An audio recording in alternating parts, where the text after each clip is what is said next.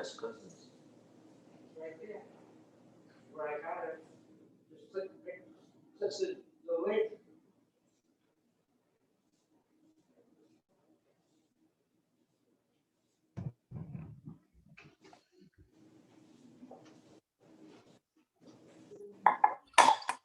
Hi, Michael. Good to see you, Jack. Hi. Now I'm back to muted. That's not the link.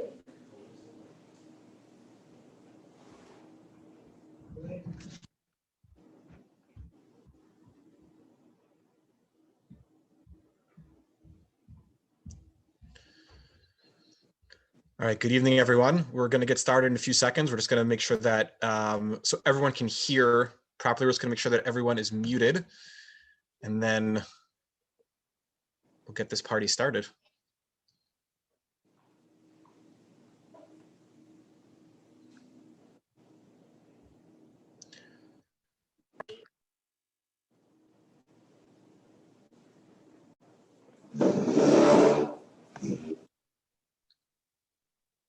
Okay, Rena, we're good? Yep. All right. Michael, we're good to go? All right. Good evening, everyone. My name is Avi Posnick. I am the Northeast Regional Director for Stand With Us. We are so excited to be doing this event. It's going to be really, I think, an inspiring and impactful event. Just before we get to our main event, I wanted to speak briefly about Stand With Us and an organization that we're partnering with tonight called Enough is Enough. And you're going to be hearing from the amazing leaders who founded this organization in just a moment. Stand With Us is an international education organization that empowers students and communities to stand with Israel and fight anti-Semitism. Unfortunately, we've seen a number of issues that have taken place in communities around the world, including locally in our very own communities here in New York, and on college campuses, where we've seen students who have been bullied for trying to stand up for Israel, who have felt attacked for just being Jewish on many, many campuses. And we're here to provide them with the resources, with the empowerment that they need to stand up and educate their peers and fight against this anti-Semitism that we're seeing. One of the amazing student leaders who is here with us this evening is our Emerson Fellow at Brooklyn College, Allegra Timsit. And I want to just turn it over to her very briefly to speak about what she's been experiencing on her college campus. So Allegra. Thank you, Avi. Hi, everyone. Thank you all for coming to this amazing event. My name is Allegra Timsit. I'm a sophomore at Brooklyn College. I'm majoring in political science. I am also a Stand With Us Emerson Fellow. As a fellow on campus, I've organized and hosted many different events, such as a virtual tour of Abraham's journey, and also a toy drive that donated all proceeds to children in homeless shelters. So during the fellowship, we have two different conferences where we learn how to combat anti-Semitism and on campus from professionals. So Stand With Us has given me tools to expand my knowledge as a public speaker and as an advocate for Israel through the fellowship's professional development course. And I've learned so much that I will take on with me beyond my time at college. As a Syrian Jew, I have grown up with a love of Israel. Our community school has instilled in us to love this land and fight for it. And anti-Semitism on college campuses is at an all-time high. And it's our job as young adults of the Syrian community to stand up to the hate. The people that Stand With Us Emerson Fellowship has been there for me throughout the whole semester when I needed them the most, and they will be there for me for the next semester. To learn more about the Emerson Fellowship, please feel free to reach out to me and ask me any questions you want about how my experience is. And I would like to introduce the co-founder of Enough is Enough organization, Michael Harari.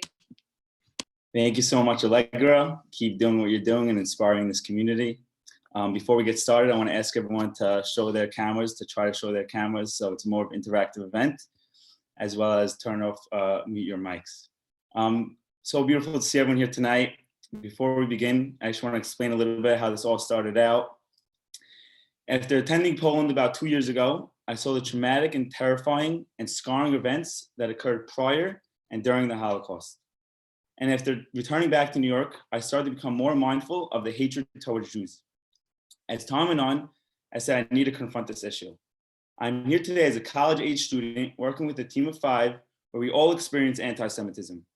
We are working in partnership with Stand With Us, and I, along with Frida Cohen, David Mizrahi, Daniel Baldirici, and Ronnie Casson, who are on the Zoom today, have been in contact with many community organizations and schools in order to help raise awareness and educate the people around us on this topic of anti-Semitism.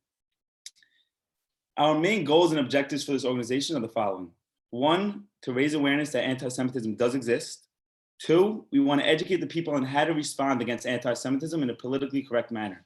There's a way to respond. And 3, we want to unify the Jewish community to fight together against anti-Semitism.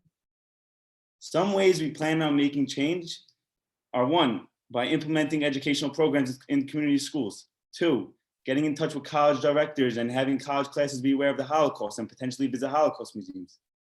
And 3, which is lastly, which everyone should know, is a week from today, we are having a workshop for all of you to sign up for on how to respond to anti-Semitism. The link is in the chat box, so please sign up for that.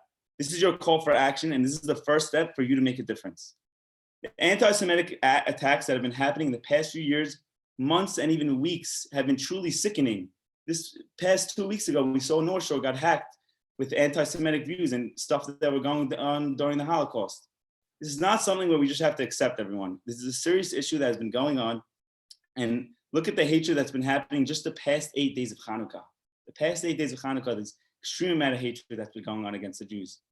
Each attack is an attack on each of us personally. Each person on the Zoom, we're each getting attacked personally by these attacks. We're all Jewish.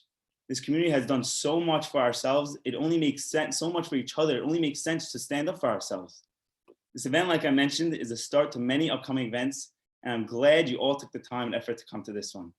The story that Hussein Aboubakr is going to give over will show not the negative of what's been happening, but rather the positive of the Jewish nation in Israel. We should all look at Hussein's message as a sign of action to express all the good that we do. Hussein, take it from here.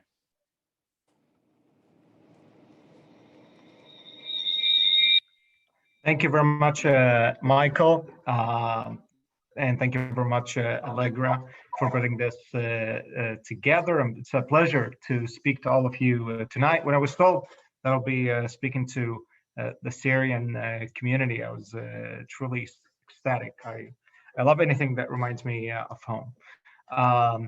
My name is Hussein Aboubakr. I'm an educator for StandWithUs. I've been working as an educator for StandWithUs for quite some time now. And before that, actually, I used to be a Hebrew teacher for about 6 years or so in the Defense Language Institute in Monterey. I'm originally from Egypt, grew up there all my life. And I only came to the United States in 2012. And most people, of course, need to know how. I would appreciate it if you can mute. Yeah, thank you.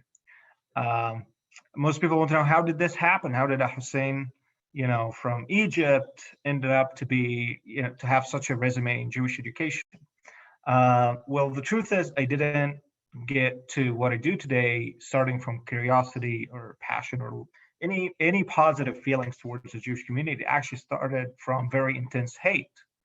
Unlike Allegra, which she said she grew with the love of Israel, I actually grew up with an intense hatred for Israel. I hated Jews and Israel more than anything in the world. Now, don't be alarmed. I don't hate Jews anymore. Otherwise, this would be very awkward and uncomfortable for everybody involved. But in order for me to talk about this, I'll have to talk, of course, about the issue of anti-Semitism in the Arab world. I'm going to share a PowerPoint presentation with you now. I hope everybody can see it. So I grew up, as I said, with a lot of hatred for the Jewish people, Jewish culture, and in Israel, and for Israel. And it was completely perceived to be a natural part of my identity, a natural part of my culture. I never really questioned it. We rarely question the things that we grow up with.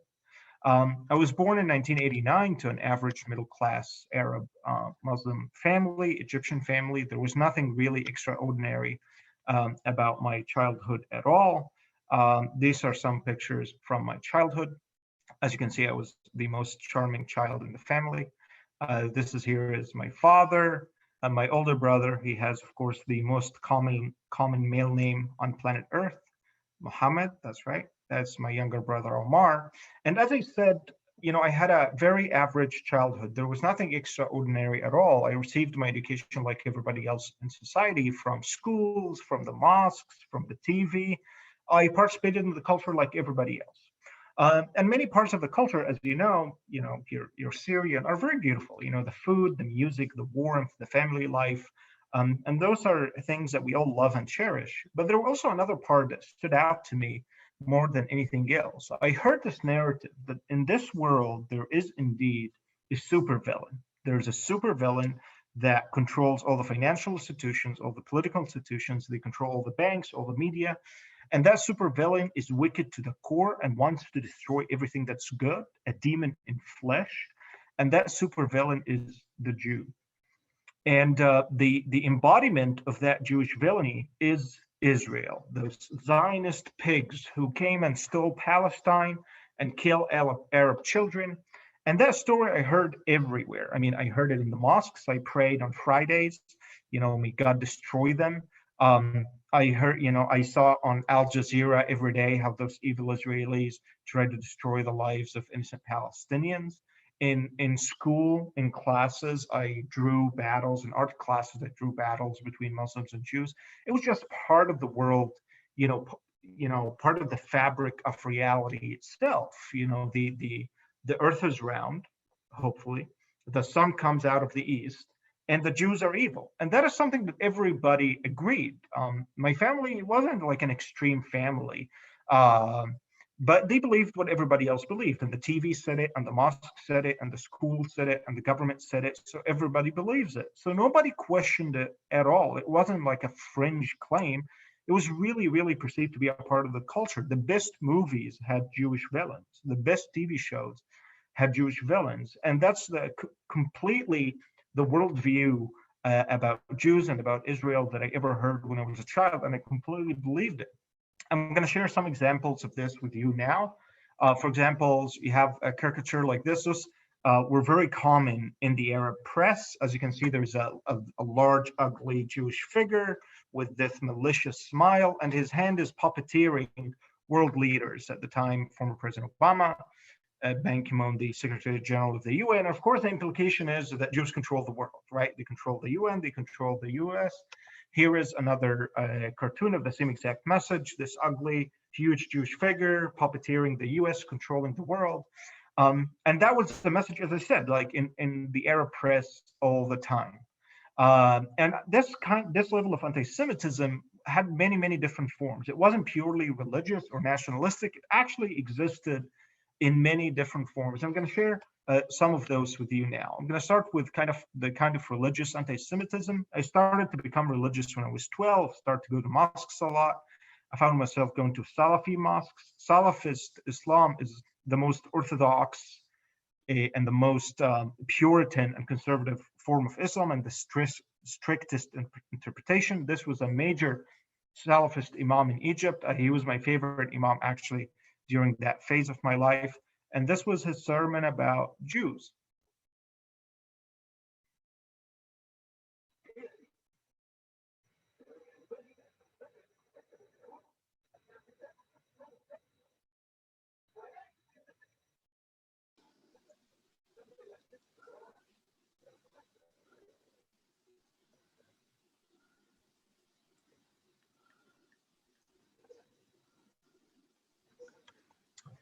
So as you can see, he's saying you must believe. So it's not an option. You must believe that we will. So there is also a sense of predestination, like this is going to happen. Allah already, decided this. We're going to fight them and we're going to annihilate them.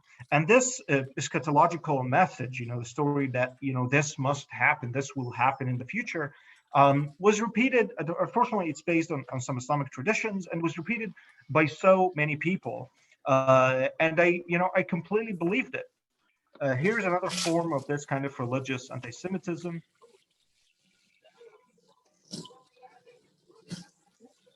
This is a Saudi clerk. So the idea that, Jews have the wrath of God upon them, and God made them into apes and pigs. So this is also very deeply dehumanizing, as you can see. You know, whenever we talk about tolerance, whenever we talk about people who are different than us and accepting them, we always talk about it on the basis of our common humanity, right? We should accept each other because we all share a common humanity. But as you can see, messages such as these deprives Jews even from that, even from having that common humanity, that you don't need to sympathize with them. They are apes and pigs. And I heard this, unfortunately, many, many times. But not only religious anti-Semitism, anti-Semitism is also very useful as a political tool and was heavily manipulated in political discourse. This is actually Mohammed Morsi. He's the former president of Egypt. He's a Muslim Brotherhood member. These warmongers, descendants of apes and pigs, bloodsuckers who attack the Palestinians. He actually went on in this very same video and he said, we need to nurse our babies on hatred for Jews. So even politically, anti-Semitism was a very, very useful tool. And you might think to yourself, why? Why is anti-Semitism a political asset? Well, it unifies people. There is a common enemy. It gives people a sense of danger, a sense of urgency. It helps you to scapegoat and to project failures on others. We need to come together because there's a Zionist conspiracy.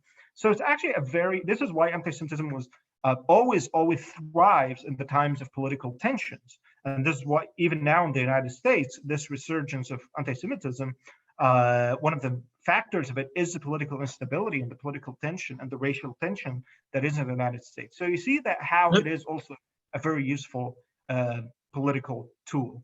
But if you think also of the anti-Semitic myth, right, that Jews, you have these Jews, they are super villains, they're huge, you control the world secretly, they control religious institutions, they are apes and pigs.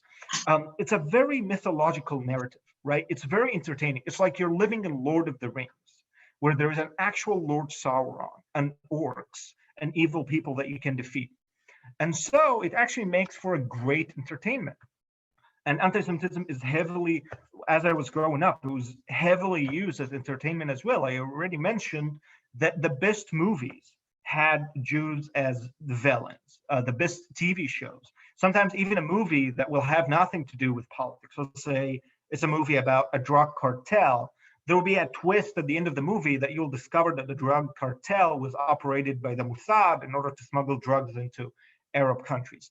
So you see how it is used in entertainment as well. Actually, on this bestseller shelf in a bookstore in Egypt, The Protocols of Zion is that red book in the background. The Protocols of Zion, as you know, is a book that talks about the super Jewish conspiracy for world domination. Here is an example of how that looks on TV, that instrumentalizing anti-Semitism as entertainment.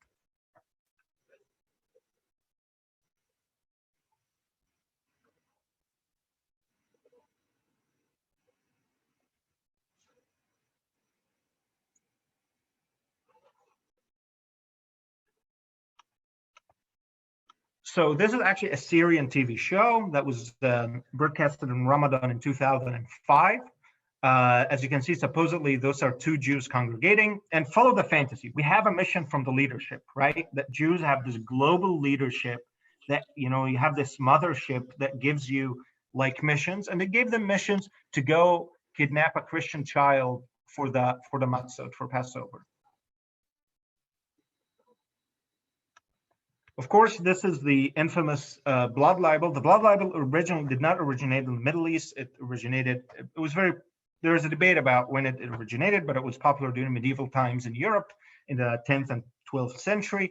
And the Jews were accused that they kidnapped Christian children in order to use their blood ceremonially to make matzot for Passover. Unfortunately, in the 19th century, actually in Syria, the first time that the blood libel made it into the Muslim world in the Middle East. And since then, it went into the local culture and it became a local anti-Semitic trope as well. And indeed, in the scene after, they're going to kidnap the child. We'll take him to a dark basement. The child is afraid and scared. I was 16 when this aired.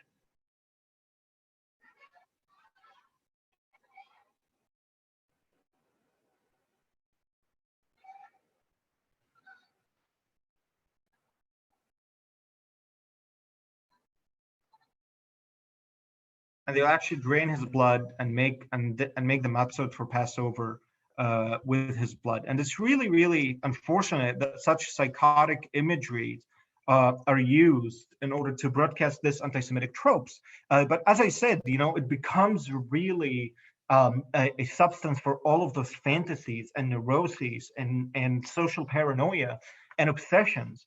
And here you can see how psychotic anti-Semitism truly can be, that it can actually deprive people from their sensibility, their ability to reason, their ability to think clearly about the world.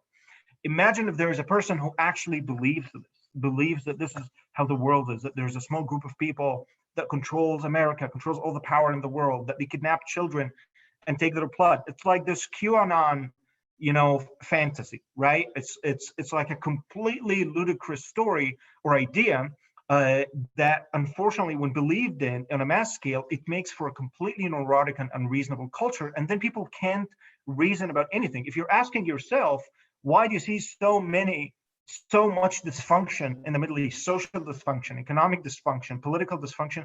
Well, because of the destruction of reason, how anti-Semitism actually deprives people from the ability to think reasonably about anything. And this is why you end up with things like this, these kind of ludicrous conspiracy theories that Israel trains dolphins to spy on Arabs.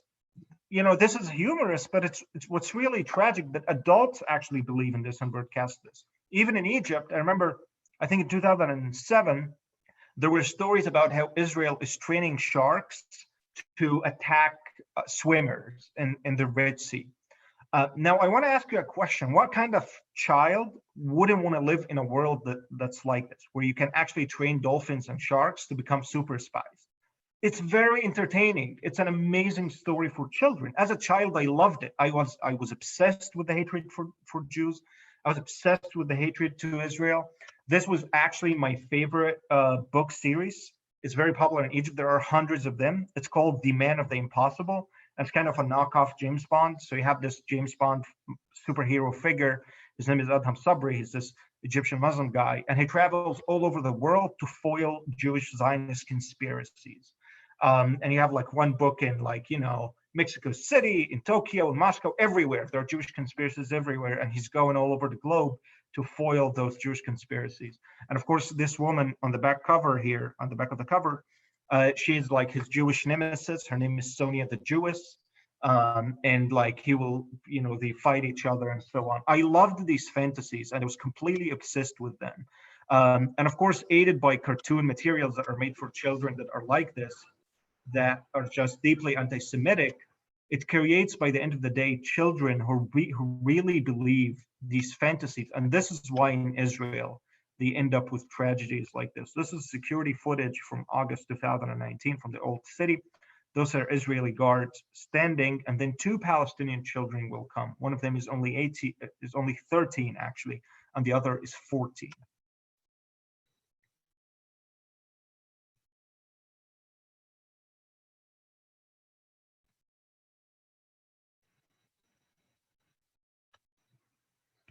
The reason that those children, a 13 and a 14-year-old, did this is because they were living in a fantasy. They were not living in reality. They were living in a complete fantasy about how Jews control the world, how are they apes and pigs, how they are demons. And that is a fantasy I grew up in as a child. And unfortunately, far too many people grew up in it, and far too many people get convinced that that's how the world is. And I completely believed it. I had no reason to question it.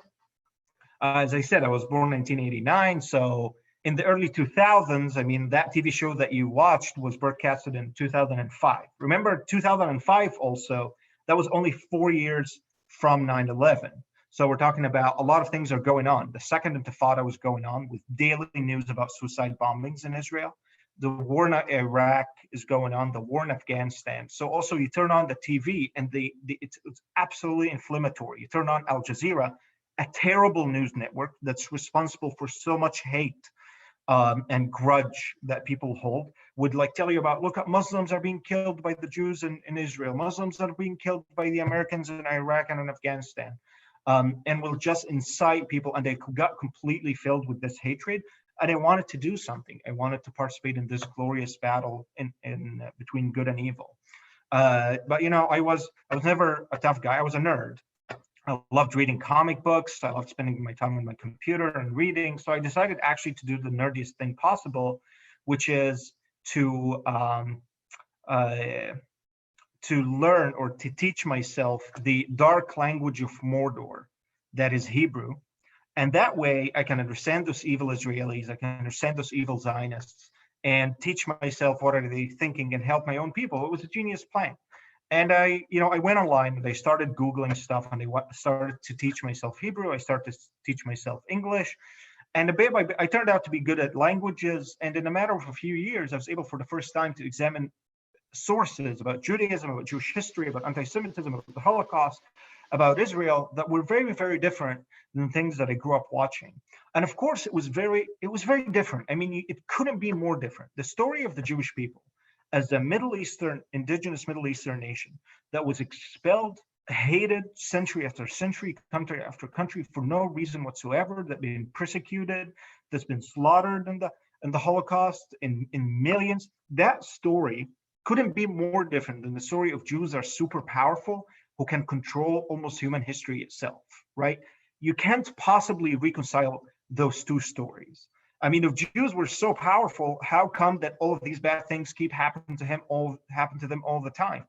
It was obvious to me slowly that those two stories were completely different. And I started learning about Israel, started learning about the history of the Arab-Israeli conflict. I started learning about Judaism to discover that it was very, very different than what I thought to myself. I started to look at Israel closer, and I realized that Israeli culture is very different than the culture that I grew up in, that Israelis don't teach their children to hate Arabs in this way. And slowly it became obvious to me that the things that I grew up believing in were not true at all. And this was a devastating shock. It was not an easy thing to conclude when I was 17 or 18 at the time. It was absolutely devastating to think that everything that I grew up believing turned out to be nothing but a bad fairy tale. I didn't talk to anybody about it, but by that time, my obsessive neurosis with Jews had turned into healthy curiosity. I wanted to learn more. I was supposed to go to college. My father is an accountant, ironically, the closest thing to being Jewish. That's a joke. I was supposed to become an accountant like my father, but by that time, I really had no interest. I wanted to learn more about the world. So in Cairo University, they actually have departments that teach Hebrew and Jewish studies. So I joined it. I thought that, this is it. I'm going to learn more. I'm going to, I have a lot of curiosity about what Jewish history is, what Judaism is, and all of that. So I decided to go to study in the university about Jews. I'm going to show you some of my professors. Those are actual professors of Jewish studies and the Hebrew language in Egypt.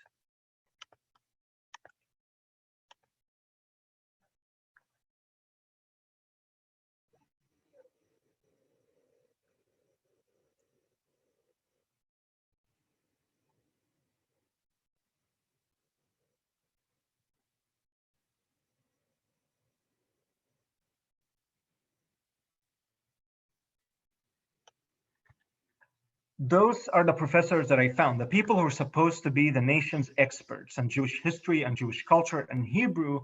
They turned out to be nothing but peddling the same conspiracy theories and anti-Semitism that you can find it just on the street. Here's another professor. This guy, he taught me 5 classes about modern Jewish history. He's now actually the head of the Hebrew studies in the university.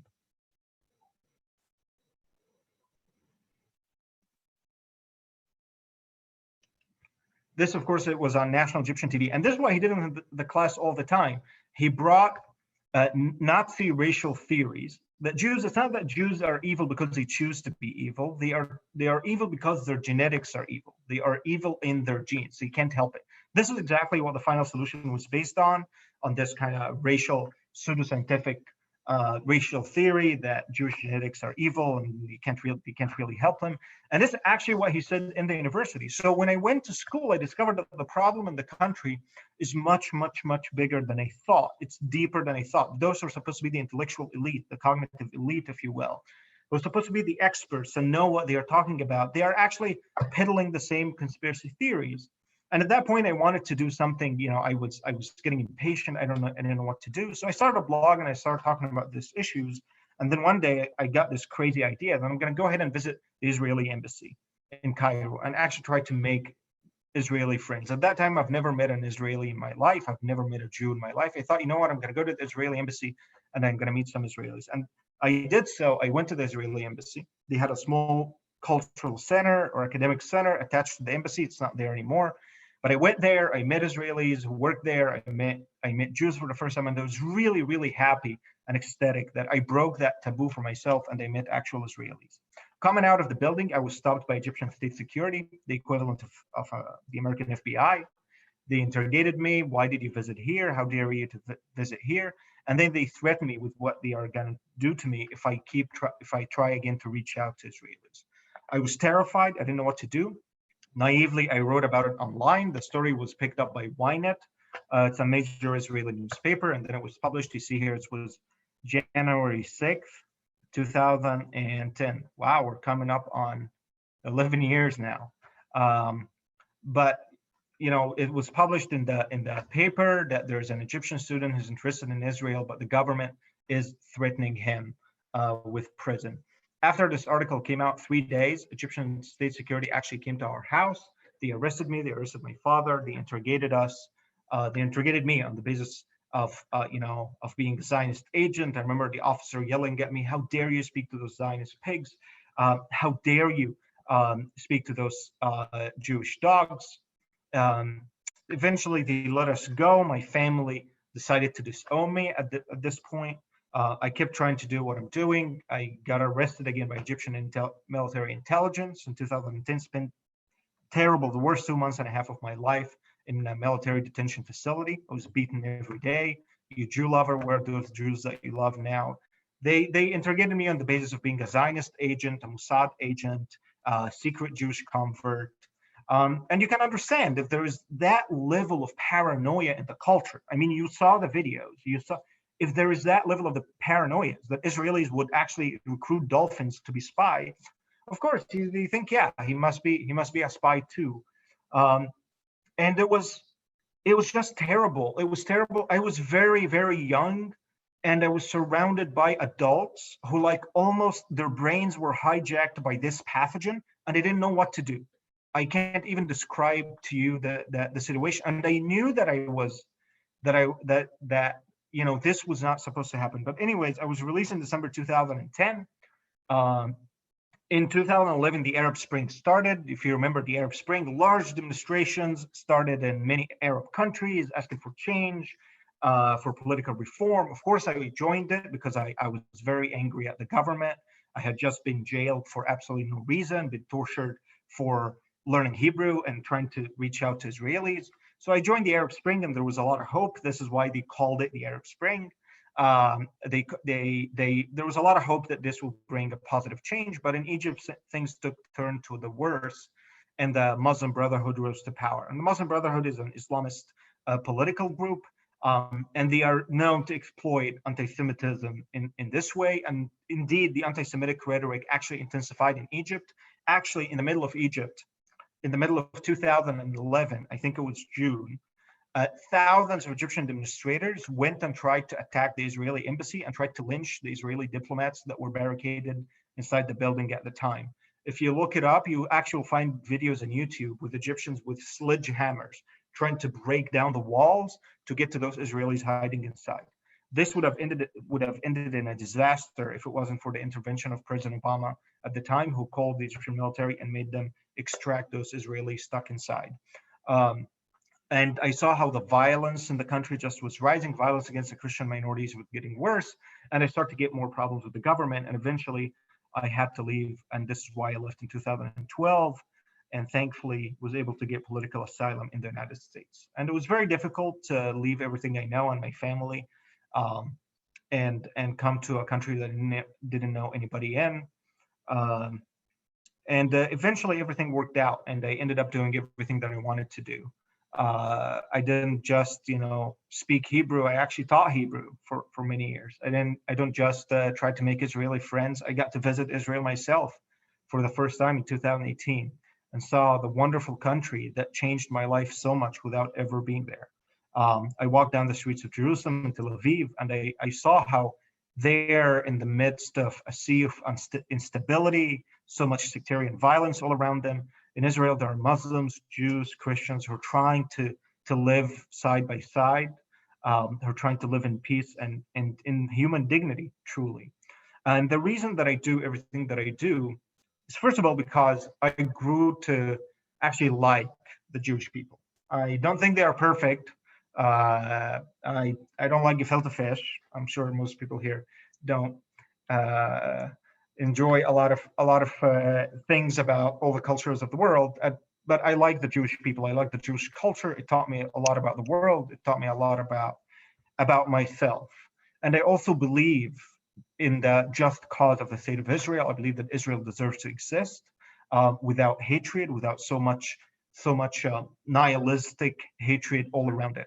But I also believe that anti-Semitism is detrimental not just to the Jewish people, but to everybody else. You saw how anti-Semitism can completely destroy people's ability to think clearly, to think reasonably, to figure out their own lives and their own problems. It destroys rationality. It destroys our humanity. And this is why I'm doing this, because I want to help Arab culture to move past that toxic legacy of radicalism and of hatred and of so on.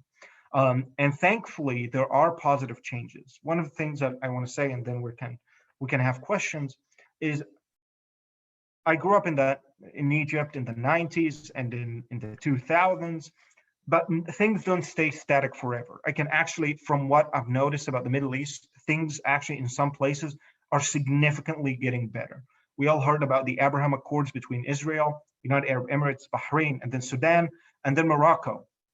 It's absolutely, it was unimaginable only a year ago, only 6 months ago. It was unimaginable that all of a sudden so many Arab countries will make peace with Israel. There are significant improvements. There's still a long way to go. There's still a period of adjustments. I read the other day that Saudi Arabia is purging its school textbooks from anti-Semitic texts. This is huge. This is very, very important, especially in Saudi Arabia.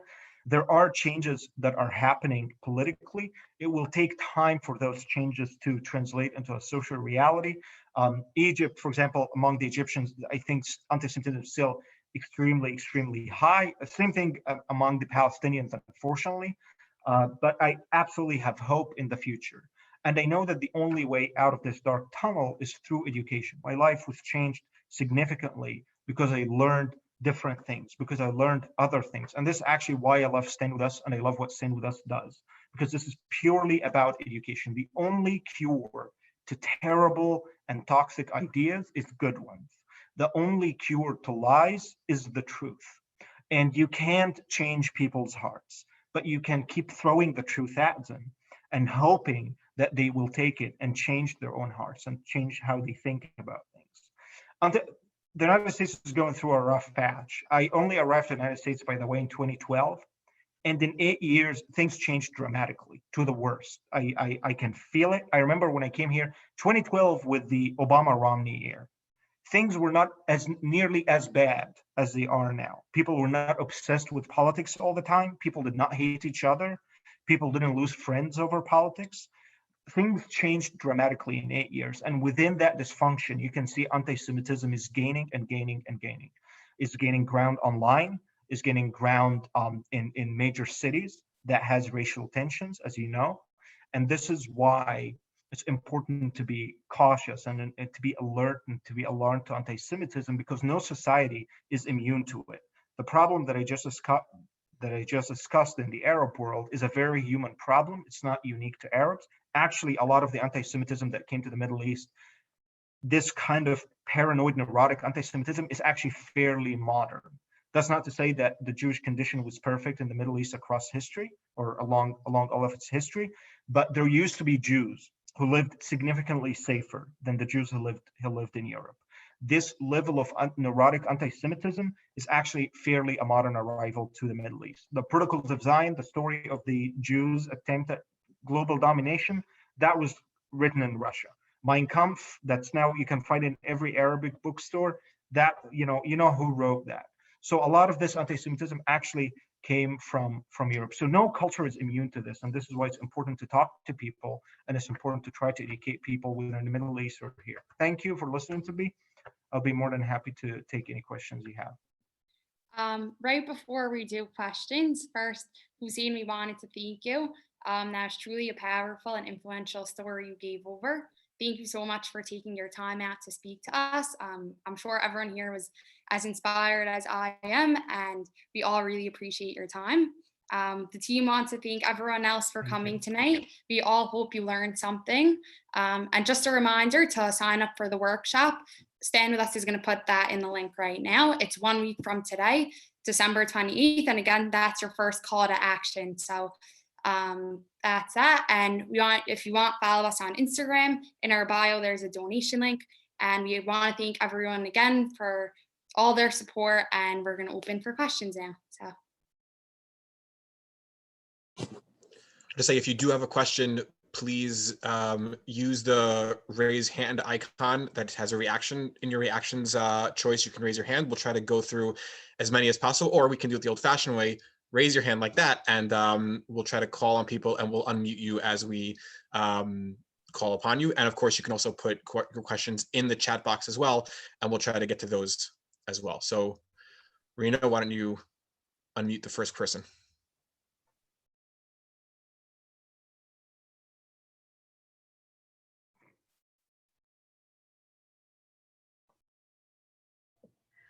Lori, you should be able to ask your question now. Lori Beta.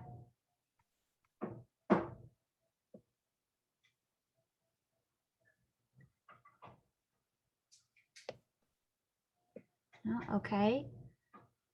If you can also, you can unmute yourselves once you raise your hand. You could put your questions in the chat, whatever you would prefer.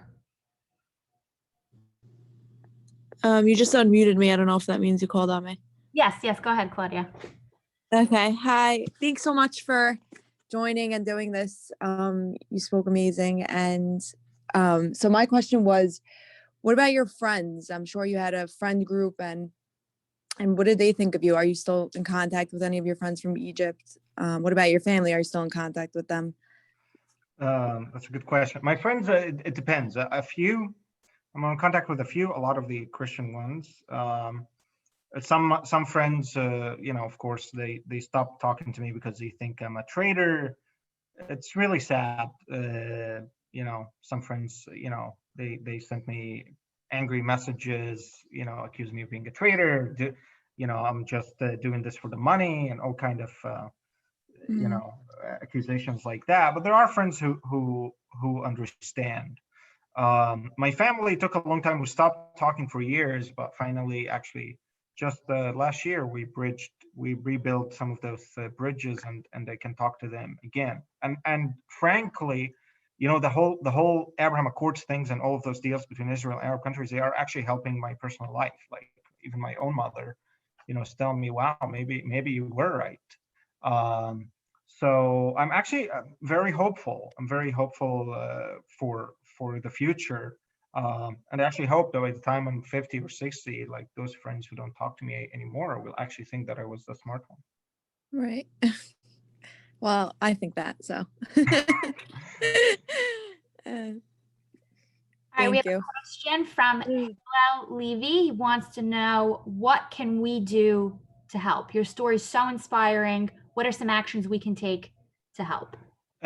First of all, I honestly believe in education. By the way, I'm also currently a graduate student in George Washington University here in Washington, D.C. I'm learning international politics.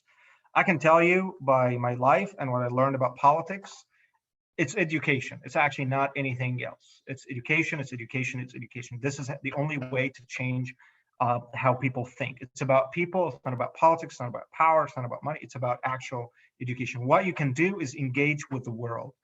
Make sure that the people that you know actually know. Educate yourself and try to educate others, engage with others. You have amazing organizations such as Stand With Us that can help you, can give you the resources that you need, can help you organize events. It can help you with training programs if you have people in high school, if you have people in college. And this is what is needed. Ultimately, if you really want to help with the Middle East, I would say you have to learn Arabic and try to talk to the people there. But it's anything you can do helps. To support an organization that's doing the good work helps. To try to join and help in doing the work itself helps. Just get interested and know that these problems are difficult. They require human relations. They require us to interact together and require us to talk reasonably and to educate each other about this. Amazing. Next question, someone raising their hand, Albert's iPhone. Albert, whenever you're ready.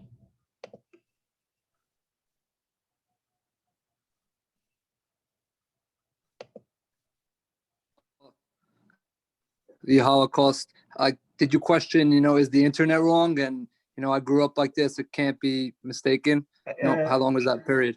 That's a good question. Of course, it was that. It was there. So it's not like I saw the new information and like bam.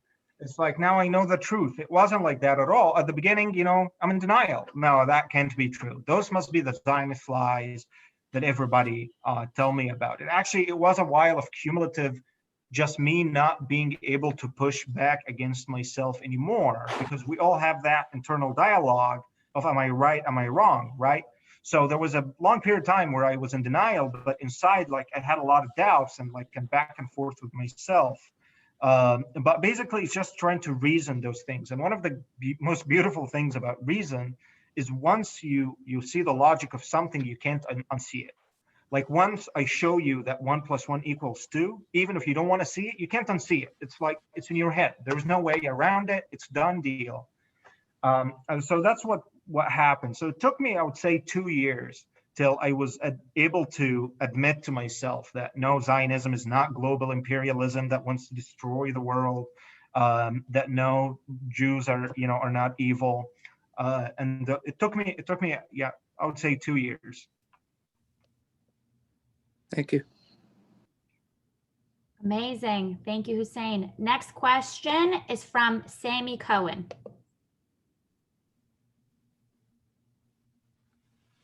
Okay.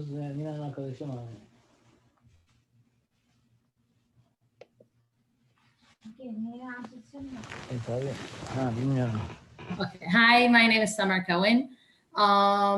One question. So first, I grew up in Syria till the age of 18. So I want to thank you. Oh, I can't hear you anymore.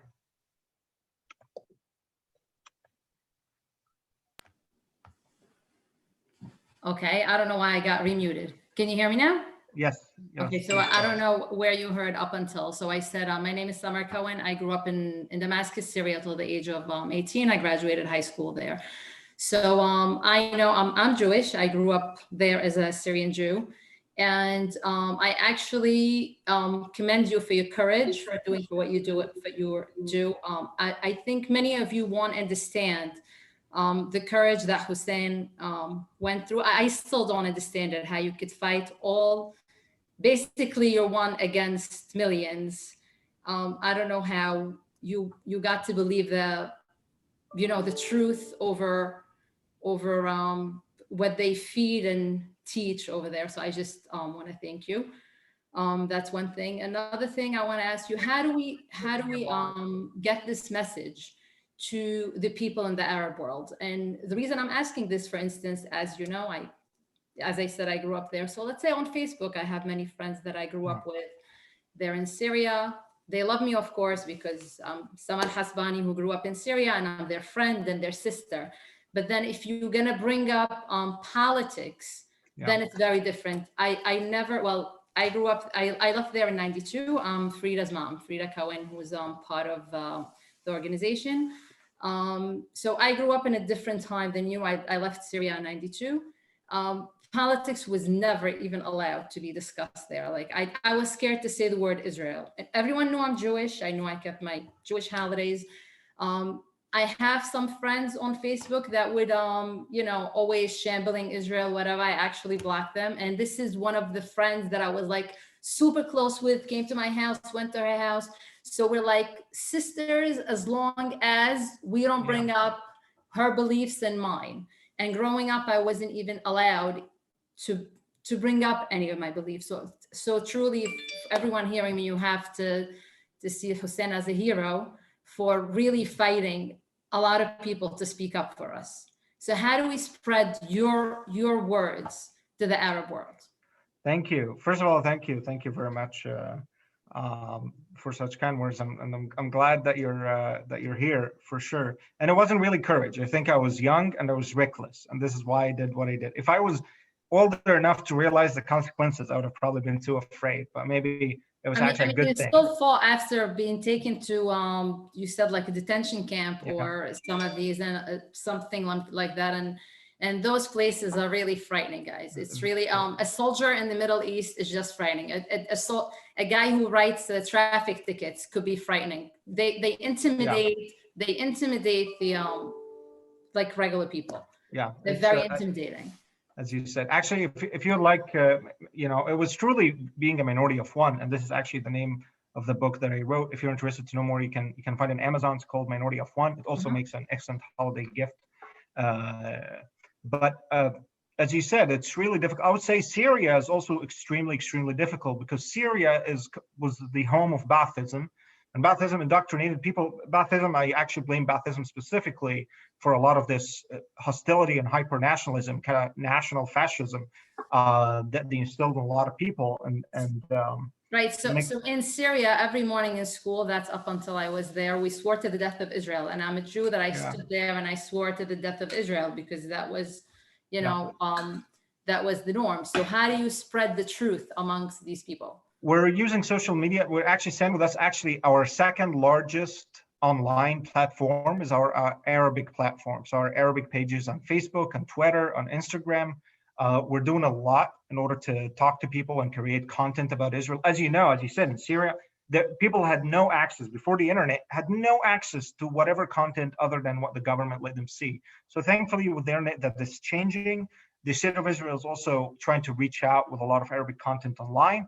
Hopefully with the Abraham Accords, that will also create new content. I mean, the way I see it, if we can make things as simple as, you know, a food show where you get some, you know, guy from Emirates going to like restaurants in Tel Aviv and like trying them out and have that on video and put it online, that will be an immense help. That will be huge. People have no idea really how deprived people in the Middle East from any information about Israel. But as I said, it's happening. I'm doing that online a lot of the time because, as I said, it's my personal mission, and hopefully things will change within our lifetime. As I said, we're already the Abraham Accords already a big surprise. So hopefully there will be more on the way. So you're saying there are platforms on Facebook and for the Arab world. Okay. For the Arab world, you can find, if you would like, you can find some of that content if you go to StandWithUs in Arabic, and you can send it to your friend. Oh, maybe I should share it. Yeah. I have a lot of friends from Syria, but I don't think, you know, our views are separate. We could be friends. But I know.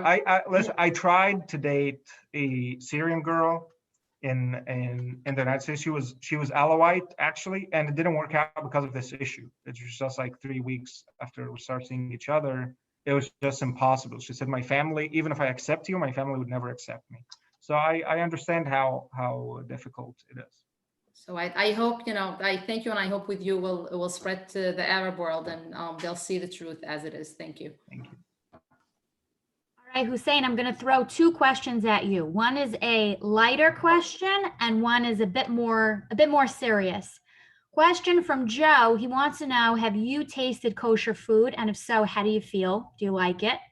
And after that, we have a question from Carol Towell, who wants to know, what happens if we're talking to someone who is so anti-Semitic, they don't want to hear what we have to say? Do we keep trying to talk to them, or is it a lost cause? Okay, the first question, I tasted kosher. I love Middle Eastern food. So all the Middle Eastern kosher food, like shawarma, falafel, all of that, I love it. I would say Jewish food, I like kugels, chamin, which I think they call it also cholent, schnitzels. I love all the kosher food that I try. I love challah. I think challah is an amazing invention, and it's too bad that people outside of the Jewish community don't really know about it. About somebody who's really anti-Semitic, of course, somebody who's like doctrinally or dogmatically anti-Semitic, you have to understand it's really hard to change their mind. But actually, I think we should still try. It would be really hard to say something. I would suggest my own way is actually to keep asking people questions. All right, tell me what you think. All right, so you think Jews control the world? All right, how? And keep asking them a lot of questions. Just interrogate them till they get the image outside completely, and maybe try to show them how flawed and unreasonable and irrational that is. And you keep doing that many times. But somebody who's dogmatically anti-Semitic, it requires a lot of patience. It's going to take a lot of time. They will never change their mind and tell you. But anything you say to them, I promise you, is going to make an incremental change. It will leave a mark. They will think about it before they go to bed. So always try. And don't be frustrated with people. Don't be frustrated. Don't give up. That's the only way. You're not just trying to fight anti-Semitism. You're trying to save that person. You're trying to save their minds from having those terrible ideas that can ruin people's lives.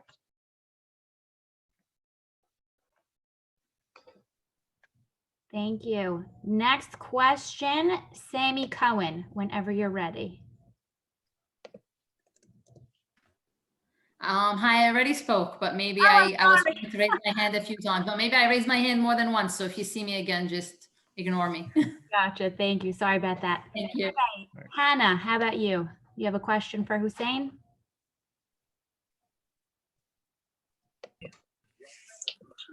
Hi. Hello. I just wanted to ask you, very nice that you're on this platform and talking. It's beautiful, all what you're saying. We're very happy to see this. But I have a very important question. In the United States, you're now in the United States, correct? Correct, yeah. I would like to know, like, in the Arab schools here that they teach, I don't know what exactly they teach. I want to know, can you carry your platform into these schools? Are they accepting and willing to hear all this beautiful, what you're saying about the Jews and about Israel? Are there any schools willing to bring or open, like how we opened our page, to hear what you have to say on your part for Israel? Are there teachers, the Arab teachers, and are they willing to hear? I know you're on social media and all, but are they willing to open a page and bring you in and speak freely like you're speaking with us? There are, well, here's the issue. There are no Arab schools in America. What exists is Islamic schools. Islamic, yeah, there's Islamic schools, and Islamic schools will mostly have Muslims from all over. So we'll have Pakistanis, Indians, Somalis, and so on and so forth. And Islamic schools are usually, if you send your kid, so if you're a family in America, it's not like a Jewish school. If you send your kid to an Islamic school in America, you are a very conservative family, because you're not sending your kid to a public school. You care about them receiving religious education. So Islamic schools, I don't think would want somebody, a speaker like me, to speak to their kids. But as I said, hopefully that changes in the future. Yes, because as a child, you said all what you learned and all those stories were so untrue. It would be more like interesting to know if you would want other children to see your view, of course, how you changed your view as a child and realized it was all taught wrong. And if they saw it as an adult and from their people, they would believe, look at this guy, he just was being taught what we're being taught, and here he's telling us it's all wrong, you know? It's really hard to get access to Islamic schools, but you'll be able to get those kids into those kids in college. And I meet a lot of them in college. I remember I think somewhere in North Carolina, maybe Duke, and then this young woman approached me, and she was from I think from Guinean, an African Muslim family, and she approached me after the event and she said, "Oh my God, I grew up, my parents believe the same way, and I don't know, like now she's older and she understands it's wrong, and she grew up in America, understands how the world is, and she doesn't know how to change their minds." And so even the fact that they grew up in the United States, it means that a lot of people learn very different things. And as I said, StandWithUs is a huge presence on campuses, and we get to a lot of those people, or a lot of the Muslim students there, if they are willing to come to the events, of course, because by the end of the day, it depends on the willingness of people to engage or come to listen to something different. But thank you very much, everybody. It was a true pleasure to speak to all of you. Truly, and I hope you enjoyed my event. Thank you. Thank you so much, Hussein. Everyone, please follow our Instagram, and appreciate all you guys coming. Have a good night.